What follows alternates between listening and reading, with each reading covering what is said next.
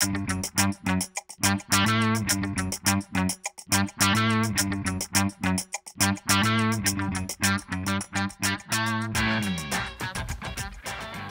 til Provi-gruppen. Du taler med Mette. Provi er en konsulent- og kursusvirksomhed, og det første, man møder som kursist og borger, er receptionen. I receptionen er der ofte ret hektisk, da vi også har andre funktioner. Blandt andet er det også her, vi har den første telefonkontakt. Det er også her, man blandt andet kan få udleveret en bærbar PC'er, som er koblet på trådløst netværk, så den kan tages rundt med i huset, hvor man har lyst til at sidde og arbejde. Her har vi frokoststuen. Her kan du blandt andet spise din medbragte mad, lægge din madpakke i køleskabet. Du er velkommen til at tage en gratis kop kaffe eller te og drikke i løbet af dagen. Og vi har blandt andet også aktuelle aviser, som I kan gøre brug af. Vi har skabt nogle gode rammer, som gør det rart at være kursist hos os. Som på enhver arbejdsplads rydder man op efter sig selv og sætter brugt service i opvaskemaskinen. Når du er på kursus hos os, vil du som hovedregel have en fast base i det samme undervisningslokale. Vi samarbejder med vores kursister og tager udgangspunkt, hvor den enkelte er, og ønsker sammen at nå frem til målet. Vores miljø skulle gerne bæres igennem af gensidig respekt, hvor vi behandler hinanden ordentligt. En almindelig dag for en kursist hos os er, at kursisten møder før klokken 9 og tager en kop kaffe, inden undervisningen begynder klokken 9. Herefter vil næste pause være en halv times frokost, og dagen afsluttes efter den udleverede plan.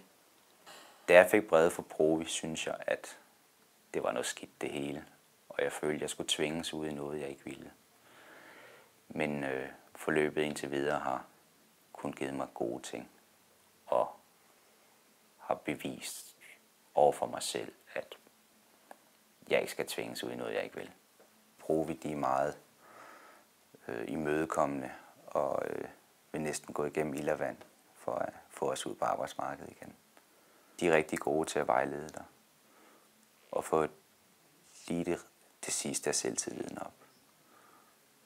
Jamen, jeg synes, Provi, de giver sådan, så du får selvtillid, og du får lyst til at skal ud og præsentere dig selv hos virksomheder.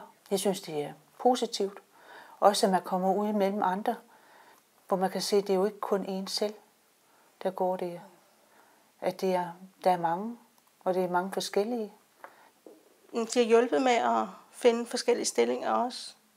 Og også kigge andre steder hen, end hvad du ellers ville.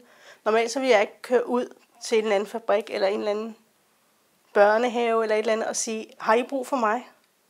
Og det får du hjælp til her. Det er meget spændende, og jeg er meget glad for det. Og så de er så gode til at hjælpe os på vej. Og give os det ekstra spark, der lige skal til, for at få det kørt i den samme trummerum derhjemme. Ikke? Fordi det er ikke sjovt at være arbejdsløs i dag, det er det ikke. Vi håber, du har fået et lille indblik i de forhold, der venter dig, udover selve kurset, du skal gå på. Vi glæder os til at byde dig velkommen her hos os.